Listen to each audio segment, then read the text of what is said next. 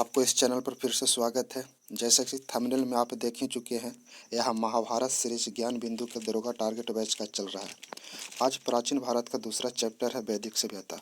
पहला चैप्टर सिंधु घाटी सभ्यता अपलोड कर चुके हैं, नहीं देखे तो जाके प्ले लिस्ट में जाके देख सकते। आज का पहला क्वेश्चन है, कौन से तीन वेद संयुक्त रूप से त्रय या वेद त्रय कहलाते हैं?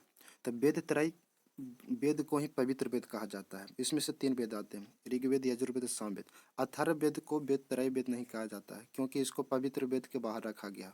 अथर्ववेद को अपवित्र वेद कहा जाता है।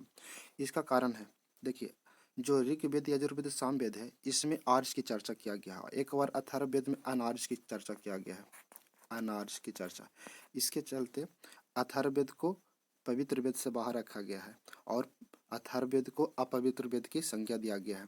तो अगर क्वेश्चन पूछ दे कि इसमें से कौन सा अपवित्र वेद है, तो अथर्ववेद। ऐसा अपवित्र वेद, ऐसा अथर्ववेद। चलते हैं दूसरा नंबर क्वेश्चन। दूसरा नंबर क्वेश्चन कहता है कि अवेस्ता, जेंद अवेस्ता, पूरा नाम इसका जेंद अवेस्ता है। जेंद अवेस्ता और ऋग्वेद में समानता है। अवेस्ता किस क्षेत्र के संबंधित है? अब जेंद अवेस्ता है, जेंद अवस्था छूटा हुआ अवस्था को जेंद अवस्था कहा जाता है। यह ईरान का ग्रंथ है। इसमें समानता क्या है कि जिस तरह से ऋग्वेद में 10 मंडल है, उसी तरह से जेंद अवस्था में भी 10 मंडल है। तो अब मेरा आंसर कौन हो जाएगा? दूसरा का आंसर ऑप्शन नंबर बी। तीसरा नंबर क्वेश्चन कर, शतपथ ब्राह्मण में उल्लेखित राजा विदेह माधव किससे संबंधित ऋषि थे? ये कह रहा है क्वेश्चन कि राजा विदेह माधव से जो कहाँ के ऋषि थे? ये जो ऋषि थे गौतम राहुगण के ऋषि थे, गौतम राहुगण। चौथा नंबर क्वेश्चन कह रहा है कि ऋग्वेद में 20 शब्द का उल्लेख कितनी बार किया गया है? ऋग्वेद में 20 शब्द का उल्लेख 170 बार किया गया है। यहाँ पर जो 20 शब्द है, यहाँ पर 20 शब्द जहर वाला नहीं है। जहर वाला में ईदलावी सा, उसमें मूर्धन्य सा होता है, ए वाला। यहाँ पर जो ऋग्वैदिक काल था, उसमें प्रशासन की जो सबसे छोटी इकाई थी कुल था, कुल, ग्राम, 20 जन, इस तरह से। तो उसमें जो 20 आता है, ऋग्वेद में इसकी चर्चा 170 बार की गई है। 5वां नंबर क्वेश्चन कह रहा है, निम्नलिखित में से किस एक वैदिक साहित्य में मोक्ष की चर्चा मिली है? मोक्ष की चर्चा किसको में मिलता है? उपनिषद में। 6वां नंबर क्वेश्चन कह रहा है कि वह निम्नलिखित में वह दस्तकारी कौन सी है जो आर्यों द्वारा व्यवहार में नहीं लाई गई है? लोहारगिरी। लोहारगिरी में लोहा का प्रयोग किया जाएगा और लोहा का प्रयोग उत्तर वैदिक काल के अंतिम काल में हुआ है, यानी उत्तर वैदिक का लास्ट जाते जाते लोहा का खोज हुआ है और लोहा का खोज हुआ है अंतरंजी खेरा से। 7 नंबर क्वेश्चन मिलान करना है। ऋग्वेद है और उसका ब्राह्मण ग्रंथ है, सॉरी, वेद है उसका ब्राह्मण ग्रंथ है। अब देखते हैं ऋग्वेद का कौन कौन है। ऋग्वेद का है ऐतरेय ब्राह्मण, ऐतरेय ब्राह्मण ग्रंथ। सामवेद का हो जाएगा 1 का 3। पहले मिलाने का तरीका बताए थे, जो पहले मिलता है उसको मिला लीजिए। देखिए ऑप्शन कौन मिल रहा है, 1 का 3, एक ही ऑप्शन मिल रहा है, सी। तो मेरा ऑप्शन कौन हो जाएगा? सी। और भी देख लेते हैं, 1 का सी। ऋग्वेद का कौन हो जाता है? ऐतरेय ब्राह्मण। बी का 4 सामवेद का, पंचविश षष्ठविश सब सामवेद का है।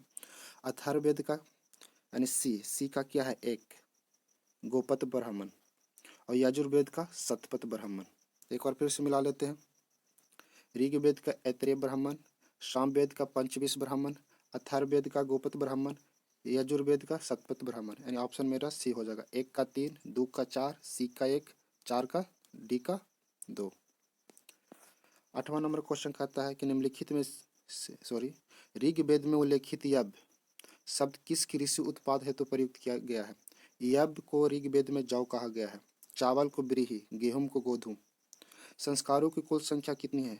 जो संस्कारों की कुल संख्या है वो 16 है, जिसको में से 15वां संस्कार विवाह आता है और अंतिम संस्कार 16वां आता है। मरने के बाद क्या किया जाता है? अंतिम संस्कार। तो यानी विवाह के बाद ही मारा जाता है, तो 15वां विवाह संस्कार और अंतिम संस्कार 16वां है। तो कुल संस्कारों की संख्या 16वां है। 10वां नंबर क्वेश्चन में वैदिक नदियां हैं और उसका आधुनिक नाम है काबुल, कुंभा। देखिए कुंभा जो वैदिक नाम है, उसका आधुनिक नाम क्या है? काबुल। कुंभा का काबुल। ये काबुल कहाँ है? अफगानिस्तान में, जहाँ पर अभी तालिबानियों ने कब्जा कर लिया है। पुरुषनी, रावी नदी, याद कीजिए 10 राग युद्ध, पुरुषनी नदी किनारे। सदानीरा गंडक में, सतुद्री सतलज। मिलान कीजिए, 1 का हो जाएगा 2, 1 का 2 ऑप्शन कौन में? ऑप्शन बी में, सीधा मारिए। 2 का 3, सी का 1, 4 का 4, option number B. 11 number question कह रहा है किस वेद में सर्वप्रथम वर्ण शब्द का नामो उल्लेख मिलता है? वर्ण शब्द का नामो उल्लेख सर्वप्रथम ऋग्वेद मिलता है। अगर आप लोग थ्योरी पढ़े हुए हैं तो ऑब्जेक्टिव बनाने में बहुत ही मज़ा आ रहा होगा। आप आप लोग के लिए बहुत ही अच्छा है जो थ्योरी पढ़े हुए हैं। एक बार एग्जाम में जाने से पहले इसको एक बार वीडियो को देख लीजिएगा तो पूरा चैप्टर का रिवीजन हो जाएगा। धीरे धीरे धीरे एक एक चैप्टर का वीडियो बनाते जा रहे हैं। और ये जो रोशन सर का नोटबुक है इसका सब सब्जेक्ट का मेरे पास है। पॉलिटी का भी है, ज्योग्राफी का भी है, हिस्ट्री का भी है। अभी हिस्ट्री प्राचीन भारत स्टार्ट किए हैं, फिर मॉडर्न आज स्टार्ट करेंगे। चलते हैं अगला question, 12 number question. 12 number question फिर मिलान करता है। मिलान करना है कि अथर्ववेद से संबंधित कौन सा है। अथर्ववेद में जादू टोना जड़ी बूटी का चर्चा किया गया है, औषधियों से संबंधित है। यानी 1 का 3, और 1 का 3 किस में है, 2 गो में है, एक और सी में है। फिर है ऋग्वेद। ऋग्वेद में ईश्वर की महिमा किया गया है। जितना भी ईश्वर के लिए मंत्र है सब ऋग्वेद में है। 2 का 1, देखिए 2 का 1, एक सेकंड, इसमें तो मिल ही नहीं रहा है, लगता है ऑप्शन में कुछ गलत मिसप्रिंट है। 1 का 3, 2 का 1, यजुर्वेद किससे संबंधित है, बलिदान से। सामवेद संगीत से। ऑप्शन सुधार लीजिएगा, इसका हो जाएगा 1 का 3, 2 का 1, C का 2 और D का 4। इसका अंत आंसर 3 1 2 4, 3 1 2 4 नहीं है तो किसी को सुधार ले सकते हैं। 13 नंबर क्वेश्चन कह रहा है किनके अनुसार आर्यों का निवास स्थान सप्त संध्या प्रदेश था। देखिए बहुत सारे विद्वानों ने आर्यों का अलग अलग स्थान बताया, जिसमें सप्त संध्या प्रदेश ने अविनाश चंद्र दास और 2 बताए हैं सप्त संध्या प्रदेश, एक बताए हैं संपूर्णानंद और अविनाश चंद्र। पेनका के अनुसार इसका जर्मनी में था। मैक्स मुलर ने बताया है मध्य एशिया को। एक बार फिर से 13 नंबर क्वेश्चन देखते हैं, बहुत इंपॉर्टेंट क्वेश्चन, हर एग्जाम में पूछता है। आर्यों का निवास स्थान सप्त संध्या किसने बताया था। 2 यहाँ पर है, एक अविनाश चंद्र दास है, एक संपूर्णानंद है, दोनों को भी देख सकता है। मैक्स मुलर का बहुत पूछता है। मैक्स मुलर ने आर्यों का निवास स्थान कहाँ बताया था, मध्य एशिया बताया था। ऋग्वेद में कुल कितनों नदियों का चर्चा है। कुल नदियों की चर्चा 25 है, जिसको में से गंगा को 1 बार, यमुना को 3 बार, और जो सबसे पवित्र नदी है उसे सरस्वती नदी कहा गया है। और सरस्वती नदी को नदीतुमान नदी कहता है, नदियों में सबसे उत्तम नदी। और सर्वाधिक जो चर्चा किया गया है सिंधु नदी का चर्चा किया गया है। 15 नंबर क्वेश्चन कह रहा है कठोपनिषद, मैत्रायणी और श्वेता स्वरूप किस वेद पर आधारित है। ये जो है यजुर्वेद का है। ये किसका है, यजुर्वेद का है। कठ उपनिषद में किसके कहानी है, यम और नचिकेता का। श्वेता स्वरूप यानी श्वेता स्वरूप जो उपनिषद है इसी से सत्यम शिवम सुंदरम शब्द लिया गया है। 16 नंबर क्वेश्चन कह रहा है निम्नलिखित में से वेदांत दर्शन किसे कहते हैं। देखिए यहाँ पर वेदांत है, एक वेदांत होता है, एक वेदांग होता है। वेदांग का अर्थ है वेद का अंग, और वेदांत का अर्थ है वेद का अंत। देखिए वैदिक साहित्य 4 है, एक हो जाएगा वेद, एक है ब्राह्मण ग्रंथ, आरण्यक और उपनिषद। तो वैदिक साहित्य का अंतिम जो ग्रंथ है वो उपनिषद है, इसी चलते इसको वेदांत दर्शन कहा जाता है। तो वेदांत दर्शन कौन है, उपनिषद। उपनिषद की संख्या कितना है, 108। मिलान कीजिए, देखिए दर्शन, सांख्य दर्शन के कौन है। सांख्य दर्शन के प्रतिपादक कपिल मुनि, पूर्वी मीमांसा के जैमिनी, उत्तरी मीमांसा के बादरायण। और ये देख लेते हैं न्याय दर्शन के गौतम ऋषि। ये महात्मा बुद्ध को बौद्ध धर्म वाला गौतम नहीं है, दूसरा है गौतम। एक बार फिर से मिला लीजिए, सांख्य दर्शन के कपिल, पूर्वी मीमांसा के जैमिनी, उत्तर मीमांसा के बादरायण और न्याय दर्शन के गौतम। यानी 1 का 1, 2 का 2, 3 का 3, 4। ऑप्शन नंबर मेरे कौन हो जाएगा, ए। 18 कह रहा है ऋग वैदिक काल में कितने प्रकार का विवाह था। देखिए यहाँ पर कंफ्यूज मत होइएगा, यहाँ पर ऋग वैदिक काल बोल रहा है। उत्तर वैदिक काल में विवाह की संख्या अलग है और ऋग वैदिक काल में विवाह की संख्या अलग है। ऋग वैदिक काल में विवाह की संख्या 2 प्रकार का है, एक प्रतिलोम विवाह, एक अनुलोम विवाह। उत्तर वैदिक काल में 8 है, तो यहाँ पर ऋग वैदिक काल बोल रहा है, तो मेरा आंसर कौन हो जाएगा, 2। उत्तर वैदिक काल में 8 में आता है, जिसमें राक्षस विवाह, पिशाच विवाह, गंधर्व विवाह आता है। 19 नंबर क्वेश्चन कर रहा है आर्यों की प्रशासनिक इकाई का सही क्रम क्या है। पीछे बताए थे, जिसको मैं 20 का आया था कि 170 बार ऋग्वेद में चर्चा है, वही दिया है। आर्यों का प्रशासनिक इकाई था कुल, ग्राम, 20, जन। कुल से ग्राम बना है, ग्राम से 20 बना, 20 से जन बना है। तो 19 का आंसर कौन हो जाएगा, ऑप्शन नंबर 4। 20 नंबर क्वेश्चन कह रहा है कि उत्तर वैदिक काल में सबसे प्रिय देवता कौन है। देखिए उत्तर वैदिक काल बोल रहा है, ऋग वैदिक काल में इंद्र हो जाएगा, लेकिन उत्तर वैदिक काल में डिपार्टमेंट चेंज हो जाता है, इंद्र के जगह प्रजापति आ जाते हैं। 21 नंबर क्वेश्चन कह रहा है किस ग्रंथ में स्त्री को अर्धांगिनी कहा गया है। ये शतपथ ब्राह्मण ग्रंथ में कहा गया। शतपथ ब्राह्मण ग्रंथ किस वेद का है? यजुर्वेद का। उपनयन संस्कार का अधिकार किन्हें नहीं था? देखिए, जो 16 संस्कार बताए थे ना, उसको में से 11वां संस्कार उपनयन संस्कार था। और उपनयन संस्कार क्या था? जब बालक शिक्षा ग्रहण कर उठ लेता था तो उसको जनेऊ पहनाया जाता था, और जिससे जनेऊ पहनाया जाता था उसे द्विज कहा जाता था। और जनेऊ सिर्फ तीन तीन वर्ग के लोगों को पहनाया जाता था, जिसको में था ब्राह्मण, क्षत्रिय और वैश्य। उसमें शूद्र की नहीं पहनाया जाता था। तो उसको उपनयन संस्कार का अधिकार किन्हें नहीं था? तो शूद्र को, यानी शूद्र को सबसे नीचा दिखाया गया है। 23 नंबर क्वेश्चन कहा गया किसका मिलान गलत है? आंधी का देवता वरुण नहीं, आंधी का देवता मारुत है। याद रखिए, जब मारुति चलती है तो आंधी तूफान में चलता है ना, तो आंधी का देवता मारुत, वरुण नहीं है। तो मेरा आंसर यही हो जाएगा। अब देख लेते हैं। संकट हरने वाली इला, प्रभात की देवी उषा, युद्ध का देवता इंद्र, सही है। 23 का आंसर ए हो जाएगा। 24 क्वेश्चन कर रहा है किस देवता को ऋतस्य गोपा कहा जाता है? ऋतस्य गोपा का अर्थ होता है ऋतु परिवर्तन का देवता। तो ऋतु परिवर्तन का देवता वरुण थे। समुद्र का देवता भी वरुण थे। 25 नंबर क्वेश्चन कह रहा है कौन सा गलत कथन गलत है? यहाँ पर क्वेश्चन पढ़िएगा, सही गलत में बहुत इस क्वेश्चन में, इस सेट में तो और खास करके दिया गया है। अथर्ववेद में सत्यगाय शब्द का विवरण मिलता है, यही गलती है। सत्यदाय का अर्थ होता है कि जान के बदले 100 गाय दान देना। इसकी जो चर्चा है ऋग्वेद में किया गया, अथर्ववेद में नहीं किया गया है। और देख लेते हैं। बी में कहा है गोप्ता जनस कबीले का संरक्षक होता, सही है। सभा श्रेष्ठ लोगों का संगठन है, सही था। समिति आम जन के संगठन था, सही था। तो 25 का आंसर कौन हो जाएगा? Option number A. यहाँ पर अथर्ववेद नहीं होगा, ऋग्वेद होगा। 26 नंबर क्वेश्चन चलते हैं। आर्य सभ्यता के बारे में जानकारी सबसे महत्वपूर्ण स्रोत क्या है? वेद। 27 नंबर क्वेश्चन कर रहे हैं वैदिक सभ्यता कैसी थी? देखिए, वैदिक सभ्यता ग्रामीण थी, जबकि सिंधु घाटी सभ्यता नगरीय थी। आर्य का शाब्दिक अर्थ क्या है? आर्य का शाब्दिक अर्थ श्रेष्ठ या कुल होता है। श्रेष्ठ या कुल, यानी 28 का 4। 29 नंबर क्वेश्चन कर रहा है वैदिक संस्कृति का काल किसे माना जाता है? सॉरी, वैदिक संस्कृति का काल किसे माना जाता है? देखिए, जो वैदिक काल है, वैदिक काल के दो भाग में बांटा गया है। एक बांटा गया है ऋग वैदिक काल में, एक बांटा गया है उत्तर वैदिक काल में।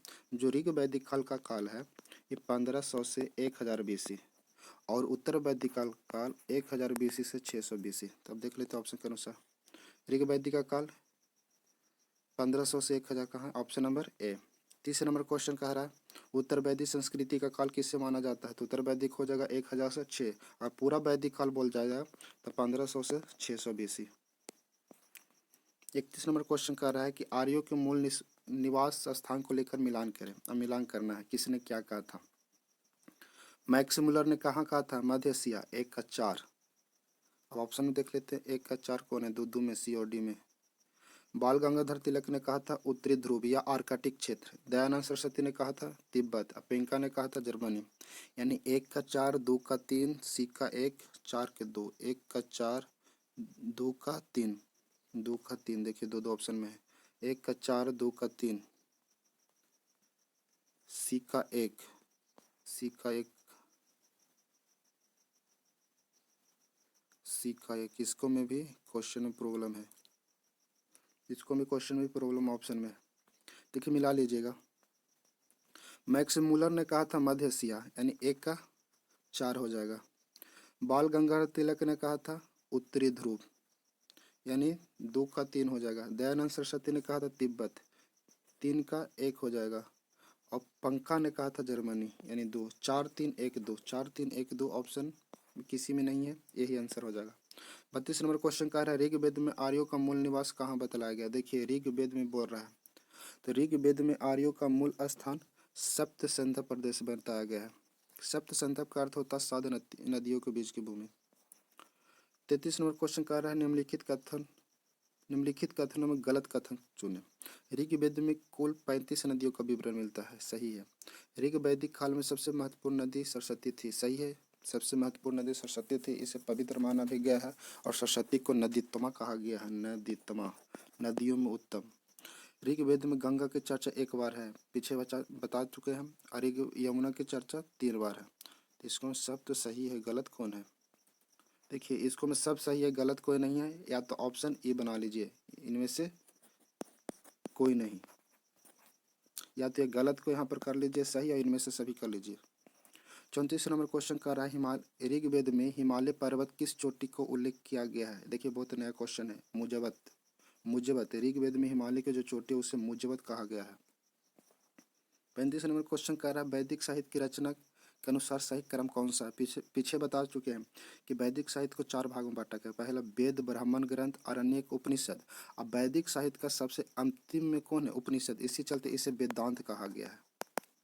उपनिषद की संख्या 108, तो उपनिषद न देकर वेदांत की संख्या पूछ देगा तो इसका भी 108 हो जाएगा।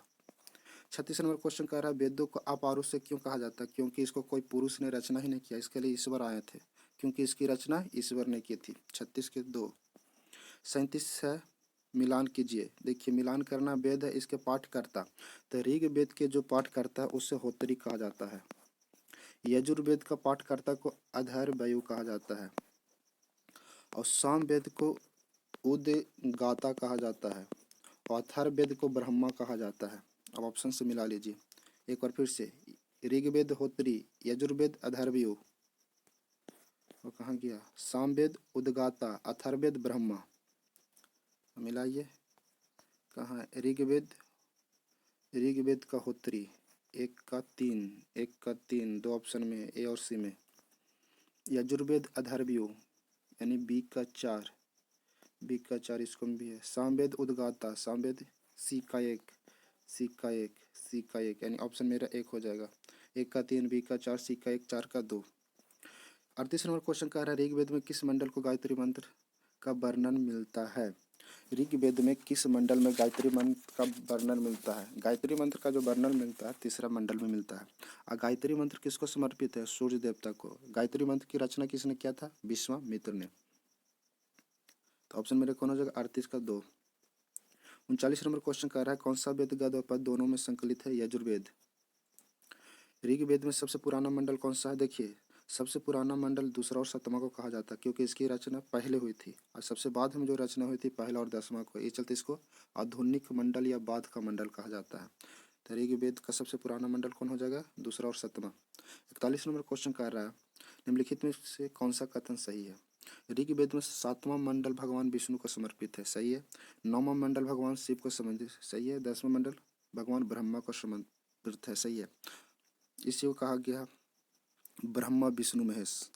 7वां, 9वां, 10वां यानी इनमें से सभी सही है। 43 का आंसर कौन हो जाए? 4। 42 नंबर क्वेश्चन कह रहा है भारतीय संगीत के जनक किस वेद को कहा जाता है? ये तो आप सब जानते हैं, सामवेद। छांदोग्य या जैमिनी किस वेद का प्रमुख उपनिषद है? प्रमुख उपनिषद है ये जो है सामवेद का। ऋग्वेद का पीछे बताए थे ऐत्रेय और कौशिकी। सामवेद के कौ उपनिषद है? केन उपनिषद। यजुर्वेद का कौन हो जाएगा? शतपथ बृहदारण्यक उपनिषद इसी का है। अथर्ववेद का है मुंडको उपनिषद, जिसमें से क्या लिया गया आप लोग बताइए तो कमेंट में बता दीजिएगा। अथर्ववेद का जो उपनिषद है जिस मुंडको उपनिषद उसको से क्या लिया गया है। 44 नंबर क्वेश्चन है किस वेद में आर्यों के साथ साथ अनार्यों का उल्लेख किया गया है? देखिए पहला क्वेश्चन यही हम बताए थे जिससे वेद त्रय के बाहर रखा गया था, कौन था? अथर्ववेद। इसी को अपवित्र वेद कहा जाता है। 45 नंबर क्वेश्चन है मुंडको उपनिषद प्रश्नोपनिषद मांडुक्यो उपनिषद किस वेद पर आधारित है? मुंडको उपनिषद अभी पता है ना किस वेद पर आधारित है? 45 का आंसर हो जाएगा ए, अथर्ववेद। 46 नंबर क्वेश्चन कह रहा है वेद और उपवेद। देखिए ऋग्वेद का कौन सा उपवेद है? तो ऋग्वेद का जो उपवेद है आयुर्वेद है। अथर्ववेद का शिल्पवेद है। सामवेद का गंधर्ववेद है। यजुर्वेद का धनुर्वेद है। एक बार फिर से मिला लीजिए। ऋग्वेद का आयुर्वेद, अथर्ववेद का शिल्पवेद, सामवेद का गंधर्ववेद, यजुर्वेद का धनुर्वेद यानी 1 का 1, 2 का 4, 2 का 4, 2 का 4, 1 का 1, 2 का 4 यानी ऑप्शन मेरा बी मिल रहा है। बी ऑप्शन कौन हो जाएगा? बी हो जाएगा। थोड़ा सा यहाँ पर एक चीज़ और बता देते हैं आप लोग को जानकारी के लिए हो जाएगा। ऋग्वेद के उपवेद कौन है? आयुर्वेद। अथर्ववेद के उपवेद शिल्पवेद। सामवेद का गंधर्ववेद। यजुर्वेद का धनुर्वेद। क्वेश्चन ये भी पूछता है कि आयुर्वेद की रचना किसने किया था? इसका जो रचना किया था धन्वंतरि ने किया था। धन्वंतरि। धनुर्वेद का किसने किया था? धनुर धनुर्वेद का क्या था? विश्वामित्र ने। किसने किया था? विश्वामित्र ने। गंधार वेद का भरत मुनि। शिल्प वेद का विश्वकर्मा ने किया था। एक बार फिर से, और वेद की रचना किसने किया? धन्वंतरी। धनुर्वेद विश्वामित्र, गंधार वेद भरत मुनि, शिल्प वेद विश्वकर्मा। क्वेश्चन पूछ सकता है, कैसे भी क्वेश्चन पूछ सकता है। जब उपवेद दे दिया है, ज्ञाता दे दिया है, तो उपवेद का रचयिता भी पूछ सकता है। 46 हो गया। 47 नंबर क्वेश्चन। 47 नंबर क्वेश्चन कह रहा है निम्न कथनों में सही कथन चुने। सबसे विशाल ब्राह्मण ग्रंथ शतपथ ब्राह्मण ग्रंथ है, ये सही है। अथर्ववेद के ऊपर आरण्यक सहित की रचना हुई है, नहीं, अथर्ववेद में कोई आरण्यक नहीं है। उपनिषद को वेदांत दर्शन कहा जाता है, सही है। उपनिषद की संख्या 108 है, सही है। तो मेरे कौन कौन सा सही है? 1 3 4, 1 3 4, option number B. 48 number question कह रहा है मिलान कीजिए। बताइए, पिछला क्वेश्चन ही पूछ रहे थे हम। सत्यमेव जयते कहाँ से लिया गया है? मुंडको उपनिषद से। सत्यम शिवम सुंदरम श्वेता स्वरूप उपनिषद से। चार आश्रम जापलोप उपनिषद से। यम नचिकेता कट उपनिषद से। असतो मा सदगमय ऋग्वेद से। यानी एक बार फिर से, सत्यमेव जयते कहाँ से लिया गया? मुंडको उपनिषद। सत्यम शिवम सुंदरम श्वेता स्वरूप उपनिषद। चार आश्रम जापलोप उपनिषद। यम नचिकेता कठ उपनिषद। अस्तो मा सदगमय ऋग्वेद से लिया गया है। तो एक का तीन, एक का तीन, तीन तीन गो में है, एक का तीन, एक का तीन, दो का चार, दो का चार किस में है? दो का चार, ये ऑप्शन 4 हो जाएगा। दो का 4, यानी ऑप्शन नंबर 4 हो जाएगा। 49 नंबर कह रहा है कौन से शब्द वेदांग के अंतर्गत नहीं आते हैं? देखिए, वेदांग, वेदांग की संख्या 6 है। वेदांग की संख्या 6। वेदांग का अर्थ होता है वेद का अंग, जिसको मैं शिक्षा कल्प छंद दे दिया है। और 3 है, पहला और निरुक्त है, एक व्याकरण है और एक ज्योतिष है।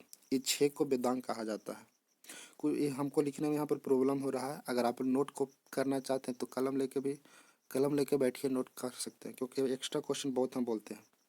किस ग्रंथ को आदि काव्य कहा गया है? देखिए, काव्य की संख्या 2 है, एक महाभारत है, एक रामायण है, जिसको में आदि काव्य रामायण को कहा गया है। ऋग्वेदिक काल में किसके लिए नप्त्री शब्द का प्रयोग आया है? नप्त्री जो शब्द आया है, ये दादा के लिए आया है। 52 नंबर क्वेश्चन कह रहा है निम्न कथनों पर विचार कीजिए और सही कथन को चुनें। कह रहा है कि ऋग्वैदिक काल में महिला यज्ञ में भाग नहीं ले सकती थी। ये नहीं होगा, ले सकती थी, तो मेरा गलत हो सकता, ये पहला गलत है। ऋग्वैदिक काल में बाल विवाह, सती प्रथा तथा पर्दा प्रथा का प्रचलन व्यापक रूप में था, नहीं, ऐसा नहीं था। ऋग्वैदिक काल में आजीवन अविवाहित रहने वाली महिला, ये पहला नहीं होगा, ये महिला होगा। महिला को अमाजो कहा जाता है, ये सही है। तो मेरा ऑप्शन केवल 3 हो जाएगा, तो ऑप्शन नंबर सी, 52 के सी। 53 कह रहा है कि प्रतिलोम विवाह तब माना जाता है। देखिए, ऋग्वैदिक काल में 2 विवाह बताए थे ना, एक अनुलोम था, एक प्रतिलोम था। अब पूछ दिया प्रतिलोम। प्रतिलोम विवाह जब होता था जब उच्च वर्ण की नारी निम्न वर्ण के पुरुष के साथ विवाह कर लेती थी। जैसे मान लीजिए, उस समय 4 वर्ण था, ब्राह्मण, क्षत्रिय, वैश्य, शूद्र। तो अगर कोई ब्राह्मण की लड़की शूद्र से शादी कर लेती थी तो कौन सा विवाह होता था? प्रतिलोम विवाह। इसका उल्टा क्या हो जाएगा? अनुलोम विवाह। यानी उच्च वर्ण का पुरुष हो जाएगा, निम्न वर्ण का नारी हो जाएगा। यानी ब्राह्मण का पुरुष हो जाएगा और शूद्र का नारी, तो अनुलोम विवाह होता। एक पकड़िए, एक उलट दीजिए, अनुलोम प्रतिलोम। 54 क्वेश्चन कर निम्नलिखित में कौन सा कबीला आर्यों का था? देखिए, आर्यों का 3 कबीला यहाँ पर महत्वपूर्ण है। अनु, तुर्वस, यदु। अनु, तुर्वस, यदु। ये गोप कबीला का प्रधान होता था। 20 तो आप जान ही रहे, पीछे 2 बार चर्चा कर ली। कुलग्राम 20 जन, 3 में से 3 हो जाएगा, 1 2 3, 1 2 3, 54 का एक आंसर। अगर आप लोग के पास एक ऑब्जेक्टिव क्वेश्चन है तो इस वीडियो के साथ आप आंसर टिक लगा सकते हैं, जो बोलते हैं उसको नोट कॉपी भी कर सकते हैं। 55 नंबर क्वेश्चन कह रहा है कि आर्यों की सबसे बड़ी प्रशासनिक संगठन कौन सी थी? सबसे बड़ी जो प्रशासनिक संगठन थी वह जन थी। पटना में थे। ये तो नोट कॉपी हमेशा हर दुकान पर उपलब्ध रहता है। निम्न कथनों में से गलत कथन चुने। ऋग्वैदिक काल में सबसे प्राचीन संगठन विदत थी। सही बात है, विदत थी। विदत की चर्चा 122 बार किया गया है ऋग्वेद में। ऋग्वैदिक काल में सभा समिति संस्था राजा को सलाह देती थी। सही बात है। सभा समिति को अथर्ववेद में दो पुत्री कहा गया है। ऋग्वेद में विद्युत की चर्चा 8 बार है, नहीं 8 बार नहीं है, 122 बार है। यही तो मेरा गलत हो जाएगा। ऋग्वेद में समिति की चर्चा 9 बार है। सही है, तो मेरा 56 का कौन हो जाएगा? सी। 57 क्वेश्चन कह रहा है सत्यदाय शब्द का अर्थ क्या है? बताए थे सत्यदाय शब्द का अर्थ चर्चा ऋग्वेद में मिलता है। इसमें किसी व्यक्ति की जान की कीमत 100 गाय के बराबर। 100 गाय दो, अपना जान बचा लो। ऋग्वेद में गोप्ता जनस्य शब्द किसके लिए प्रयुक्त हुआ है? ये जो हुआ है राजा के लिए हुआ है। 59 नंबर क्वेश्चन कह रहा है ऋग्वेद आर्यों का सबसे प्रमुख व्यवसाय क्या था? देखिए यहाँ पर समझिएगा, ऋग्वैदिक पूछ रहा है। ऋग्वैदिक में पशुपालन था। ऋग्वैदिक में पशुपालन था, लेकिन उत्तर वैदिक पूछेगा तो कृषि हो जाएगा। अब व्यापार किस में था? कल के वीडियो में बताए थे, सिंधु घाटी सभ्यता में। तो 59 का आंसर कौन हो जाएगा? सी, पशुपालन। ऋग्वेद में अधन्या शब्द किसके लिए आया है? अधन्या आया है गाय के लिए। न मारे जाने योग्य पशु। आर्यों का सबसे उपयोगी पशु कौन सा था? देखिए कंफ्यूज मत होइएगा, यहाँ पर उपयोगी पशु पूछ रहा है। उपयोगी पशु सबसे कौन था? घोड़ा। गाय को पवित्र पशु माना जाता था। इसी से चलते क्या गाया? अधन्या। उस समय आर्यों के समय अगर गाय के सबसे ज्यादा लड़ाई किसके लिए होता था? गाय के लिए। तुम्हारा जान ले सकता था, लेकिन गाय को एक खरोच भी नहीं आना चाहिए। 62 नंबर क्वेश्चन कह रहा है किसका मिलान गलत है? रथेष्ट के देवता इंद्र सही है। सात जिह्वा अग्नि सही है। लोमपाल ब्रह्मा नहीं है, यहाँ पर गलत हो जाएगा, ब्रह्मा नहीं है। तो 62 का कौन हो जाएगा? सी। 63 नंबर चलते हैं। 63 नंबर क्वेश्चन कह रहा है किसका मिलान सही है? वेद की संख्या 4 आप लोग जान ही रहे। ऋग्वेद, यजुर्वेद, सामवेद, अथर्ववेद, इसे बताने की जरूरत नहीं है। वेदांग की संख्या 6 अभी बताएं। उपनिषद की संख्या 108। अगर उपनिषद की संख्या वेदांत दे देता तो उसका भी संख्या 108 है। पुराण की संख्या 18, यानी इसमें से सभी सही है। 63 का 4। 64 नंबर क्वेश्चन कह रहा है निम्न में से किस काल को लौह प्रौद्योगिकी का काल कहा जाता है? उत्तर वैदिक काल, क्योंकि उत्तर वैदिक का काल अंत होते ही अंतरंजिक हीरा से लोहा का प्रमाण मिला है। उत्तर वैदिक काल में वर्ण का निर्धारण किस आधार पर होता था? देखिए उत्तर वैदिक काल कह रहा है उत्तर वैदिक काल में जन्म के आधार पर, जबकि ऋग वैदिक काल में उसके कर्म के आधार पर। कर्म कहने का मतलब है कि एक घर का व्यक्ति 4 भाग में बंट सकता था। 66 नंबर क्वेश्चन कह रहा है शूद्रों को द्विज कहा जाता था। देखिए इसके पहले क्वेश्चन आया था ना, उपनयन संस्कार में याद कीजिए। उपनयन संस्कार क्या होता था? उसमें जनेऊ धारण किया जाता था, और जनेऊ के धारण करता था जो द्विज होता था, और उसमें उपनयन संस्कार में शूद्र को बाहर रखा था। तो चलते एक क्या हो जाएगा? एक गलत हो जाएगा, एक गलत है। ऐत्रेय ब्राह्मण ग्रंथ में पुत्री को दुहिता कहा गया है। पुत्री को दुहिता ऐत्रेय ब्राह्मण ग्रंथ में नहीं कहा गया है। पुत्री को दुहिता ऋग्वेद में कहा गया है, क्योंकि जो उस समय ऋग्वैदिक काल में गाय का दूध पुत्री ही दुहती थी, इसी चलते पुत्री को दुहिता कहा गया है। तीसरा है उत्तर वैदिक काल में गौत्र का अर्थ मूल पुरुष कहा। गौत्र का अर्थ क्या था? मूल पुरुष। अभी भी नहीं पूछते तुम किस गोत्र को हो, यानी शुरू का समाधान। मूल मतलब शुरू। तो इसमें से कौन हो जाएगा? 3। और 3 ऑप्शन किसी में नहीं है, तो या तो 3 किसी का बना लीजिए या इनमें से कोई नहीं होगा। 67 नंबर क्वेश्चन कह रहा है किसका मिलान गलत है? अब विवाह है। उत्तर वैदिक काल में 8 गो विवाह होता था, उसको में से यहाँ पर 4 विवाह दिया है, और यहाँ पर बताना किसका मिलान गलत है। जो पहले जानते हैं उसको मिला लेते हैं। गंधर्व विवाह, ये प्रेम विवाह होता था। देखिए गंधर्व विवाह आजकल जो चल रहा है वो लव मैरिज है, और जो लव मैरिज हुआ था वो राम सीता का विवाह, राधा कृष्ण का तो विवाह नहीं हुआ था। शंकर पार्वती का विवाह, ये सब गंधर्व विवाह के अंतर्गत आता है। ब्रह्मा विवाह, समान वर्ण विवाह, और जो ब्रह्मा विवाह है ये अरेंज मैरिज है। देव विवाह, पुरोहितों के साथ विवाह। पुरोहितों के साथ कहने का मतलब है कि जो कोई यज्ञ कराने आता था तो देखता था कि अच्छा पंडित है, मंत्र उंत्र अच्छा बोलता है, तो अपना बेटी का विवाह करा देता है। तो तीनों को सही है, तो गलत कौन हो जाएगा? ए। अब देख लेते हैं कि 50 विवाह कौन होता था। 50 विवाह वो होता था जो जबरदस्ती, अपहरण या बलात्कार या विश्वासघात के द्वारा विवाह किया जाता था उसे 50 विवाह कहा जाता है। और बलपूर्वक कन्या को छीनकर विवाह किया जाता था इसे राक्षस विवाह कहा जाता है। तो मेरा 67 का कौन हो जाएगा आंसर? 1। रुको भाई, 67 का 1 हो जाएगा। 68 नंबर क्वेश्चन कह रहा है किस वेद में उच्च पदाधिकारियों को रत्नी कहा गया है? ये जो रत्नी कहा गया है यजुर्वेद में कहा गया है। 69 नंबर क्वेश्चन कह रहा है उत्तर वैदिक काल में लोगों का प्रमुख पेशा क्या था? उत्तर वैदिक काल का पूछ रहा है। देखिए इसके पहले पूछा था ऋग वैदिक काल का। ऋग वैदिक काल में क्या था? पशुपालन। लेकिन उत्तर वैदिक काल में क्या हो जाएगा? कृषि। उत्तर वैदिक काल में कृषि। 69 का ऑप्शन नंबर ए हो जाएगा। 70 नंबर क्वेश्चन कह रहा है किस स्थान से कृषि से संबंधित लौ उपकरण मिले हैं? बता रहे हैं बार बार अतरंजी खेरा। देखिए रोशन सर का मार्केट में 2-3 दिन में जल्द ही दरोगा टारगेट 2213 का प्रैक्टिस सेट आ जाएगा। तो उसका भी वीडियो बना के जल्द ही डालने वाले हैं। तो जो दरोगा तक तैयारी कर रहे हैं वो इस चैनल पर बने रहें। तो रोशन सर के द्वारा जितना भी सेट चलता है इस चैनल पर उपलब्ध किया जा रहा है। 71 नंबर क्वेश्चन कह रहा है निम्न में से सही कथन को चुने। उत्तर वैदिक काल में प्रधान व्यापारी श्रेष्ठिन होता था। ये सही है। दो कह रहे उत्तर वैदिक काल में निष्क शतवाहन मुद्रा की इकाई थी। ये भी सही है। उत्तर वैदिक काल में लोगों को समुद्र का ज्ञान हो गया था। ये भी सही है। यानी ऑप्शन कौन हो जाएगा?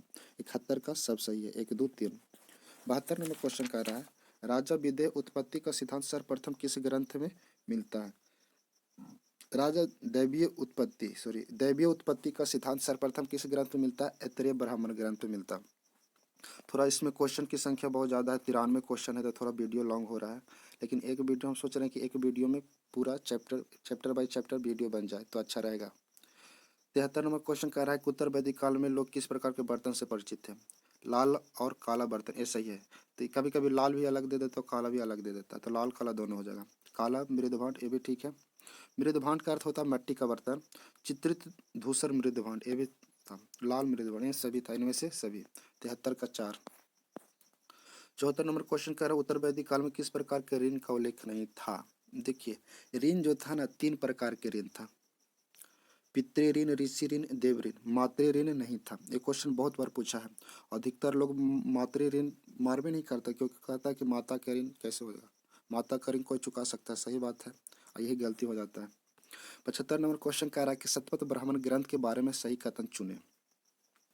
इसमें सर्वप्रथम पूर्ण जन्म का सिद्धांत का उल्लेख है। सही बात है। स्त्री को अर्धांगिनी कहा गया है। सही बात है। सर्वप्रथम मृत्यु की चर्चा इसी ग्रंथ में है। इनमें से सभी हो जाएगा।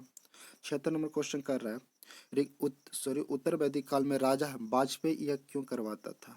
देखिए यज्ञ 2-3 तरह का होता था। एक वाजपेयी यज्ञ होता था, एक राजसूय यज्ञ होता था और एक अश्वमेध यज्ञ होता था। यहाँ पे वाजपेयी यज्ञ पूछा है।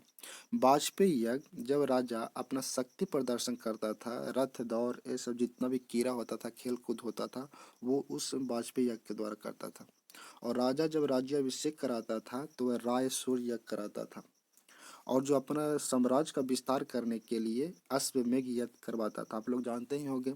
एग्जाम्पल में राम ने एक घोड़ा छोड़ा था जो लवकुश पकड़ा था, तो वह घोड़ा छोड़ा जाता था और जहाँ तक घोड़ा छोड़ा जाता था वहाँ तक उस राजा का क्षेत्र होता था। जब तक उसका कोई विरोध करने वाला नहीं होता था तो वह क्षेत्र उस राजा का होता था। तो तीनों यज्ञ देख लिए। 77 नंबर क्वेश्चन कर रहा है निम्न में से कौन सा कथन गलत है? 10 वे लोग थे जो यज्ञ नहीं करते थे। सही है। दासबंदी पुरुष या स्त्री को कहा जाता था। ये भी सही है। अथर्ववेद की रचना गंगा यमुना क्षेत्र से की गई। ये भी सही है। 3 पंगों लोगों को माप लेने के कारण ब्रह्मा को उपक्रम कहा गया है। नहीं, ये विष्णु को कहा गया। आप लोग जान भी करते हैं 3 पंग की कहानी, ये विष्णु को कहा गया। तो ऑप्शन मेरा कौन हो जाएगा? 77 का 4। 78 नंबर क्वेश्चन कह रहा है सबसे प्राचीन पुराण। आप लोग सब जान रहे हैं मत्स्य पुराण। प्राचीन भारत में निष्क माने जानते थे क्या? स्वर्ण आभूषण। 80 नंबर क्वेश्चन कह रहा है 800 से 600 ईसा पूर्व के काल को किस युग से जुड़ा है? ब्राह्मण युग। ऋग्वेद की मूल लिपि क्या थी? ब्राह्मी लिपि। 82 नंबर क्वेश्चन कह रहा है किस वेद में सभा को नरिष्ठ कहा गया है? देखिए सभा समिति किसकी दो पुत्रियां अथर्ववेद में बताया गया, तो कौन हो जाएगा अथर्ववेद। 83 नंबर क्वेश्चन कह रहा है 14वीं शताब्दी ईसा पूर्व का एक अभिलेख जिसमें वैदिक देवताओं का वर्णन है और वो कहाँ से प्राप्त हुआ है, बुगाज कोई का अभिलेख। 84 नंबर क्वेश्चन है किसका संकलन ऋग्वेद पर आधारित है, सामवेद। सामवेद का अधिकतर जितना भी मंत्र है सब ऋग्वेद से लिया गया है। शुल्भ सूत्र किस विषय से संबंधित है, देखिए शुल्भ का अर्थ होता है रस्सी इस तरह से, और ऐसा है जो गणित से संबंधित है। 86 नंबर क्वेश्चन उपनिषद काल के राजा अश्वपति कहाँ के शासक थे, अश्वपति थे जो केकय के शासक थे। किस वेद में सभा और समिति के प्रजापति के दो पुत्रियां कहा गया है, बहुत बार चर्चा होगी, आप बता दीजिए अथर्ववेद। 88 नंबर क्वेश्चन का है ऋग्वेद में जनता निम्न में से मुख्यतः किस में विश्वास करती थी, ये जो विश्वास करती थी बलि एवं कर्मकांड में। 89 क्वेश्चन कह रहा है सर्ग प्रतिसर्ग वंश मनवंतर और वंशानुचरित संकेतक है किसका, पुराणों का, क्योंकि पुराणों की संख्या 18 है, इसी में विष्णु के अधिकतर वंश के बारे में जानकारी किया है। कभी विष्णु पुराण, मत्स्य पुराण, वायु पुराण, अधिकतर उसका जो वंश की जानकारी मिलता है पुराणों से मिलता है। 90 नंबर क्वेश्चन का ऋग्वेद में उल्लेखित प्रसिद्ध 10 राग का युद्ध किस नदी किनारे है, 10 राग युद्ध पुरुषनी नदी, पुरुषनी का आधुनिक नाम रावी, अस्किनी का चिनाब, विपाशा के ब्यास। 10 राग युद्ध का वर्णन किस मंडल में है, 7वां मंडल। 91 नंबर क्वेश्चन कर रहा है सतकाम जवाल की कथा जो अन्यायी माँ होगा होने के लक्षण को चुनौती देती है, इसका उल्लेख किस उपनिषद में है, छांदोग्य उपनिषद में। 92 नंबर क्वेश्चन कर रहा है उपनिषद पुस्तक किस पर आधारित है, दर्शन पर। 93 नंबर क्वेश्चन कर रहा है और आज का अंतिम क्वेश्चन है किस ग्रंथ को सतशस्त्री संहिता के नाम से भी जाना जाता है, महाभारत को। सबसे बड़ा महाकाव्य कौन है, महाभारत। महाभारत की रचना वेद व्यास। चलिए आज वैदिक सभ्यता का भी चैप्टर समाप्त हो गया, यानी प्राचीन भारत का दूसरा चैप्टर, 2 चैप्टर्स कंप्लीट हो गया, सिंधु घाटी सभ्यता और वैदिक सभ्यता। अगर नहीं देखें सिंधु घाटी सभ्यता तो प्ले लिस्ट बना हुआ है, वहाँ पर जाके देख लीजिए। और ये सेट बहुत ही उपयोगी है, अगर आप परीक्षा में एक बार थ्योरी पढ़े होंगे, अगर थ्योरी भी नहीं पढ़े हुए हैं तो इस वीडियो को देखेंगे तो इसमें अधिकतर क्वेश्चन को हम डिस्कशन कर चुके हैं, और डिस्कशन के साथ साथ इसको फैक्ट भी बताएं। अगर आपके पास एक क्वेश्चन नहीं है, अगर पटना या कहीं भी रहते हैं तो इस क्वेश्चन को साथ रखिए और डिस्कशन जैसे जैसे करते हो वैसे वैसे आप टिक करते जाइए, और परीक्षा में जाने के पहले एक बार इसको देख लीजिएगा तो पूरा रिवीजन होगा। और इसकी जानकारी अपने दोस्तों तक, ग्रुप जितना भी है सभी में शेयर कर दें। मिलते हैं नेक्स्ट वीडियो में, सभी को जय हिंद।